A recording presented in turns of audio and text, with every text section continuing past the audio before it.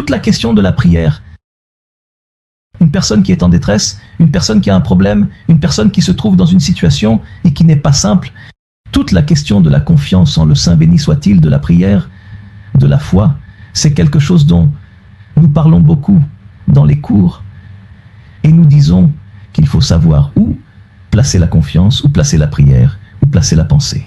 Une personne doit répartir où et comment placer chaque chose, parce que nous vivons en exil, et chaque exil est plus difficile que le précédent. Et chaque période est plus difficile que la précédente. Et à chaque période, il se dresse contre nous pour nous anéantir, pour anéantir notre spiritualité. Il y a eu des périodes où il voulait nous anéantir avec des bombes. Il y a eu des périodes où il voulait nous anéantir pendant la Shoah.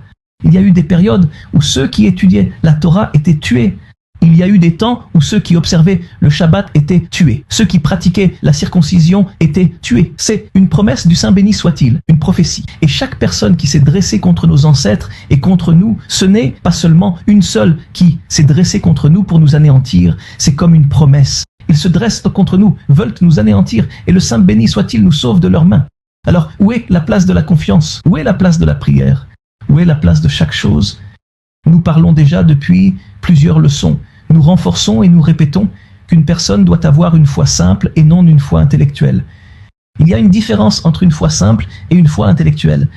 Une foi intellectuelle, c'est lorsque, par la raison, je m'arrange, j'ai vu quelque chose, je vois un miracle, quelque chose, je vois une grande chose. Alors, par la raison, cela me convient et je me renforce. C'est une foi intellectuelle, une foi simple. C'est quand une personne de son cœur, de l'intérieur, avec simplicité, pas parce que quelque chose, par la raison me convient, alors je me lève et fais la chose.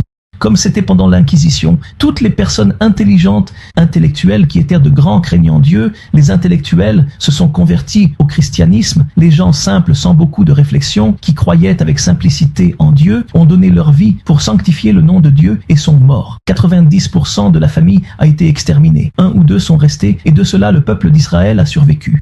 La foi de la simplicité sans intellectualisme, ne pas prendre l'intellectualisme, mais la foi de la simplicité est la foi la plus grande, la plus forte et la plus importante, et c'est la foi qui accompagne l'homme dans toutes les situations. L'homme dont la foi est intérieure, cette foi l'accompagne dans toutes les situations, cette foi reste, et l'homme dont la foi est intellectuelle, elle a une limite, et ainsi nous voyons des gens dont la foi tombe, parce que pourquoi? Parce que la foi était intellectuelle, l'intellect se termine là où la foi se termine.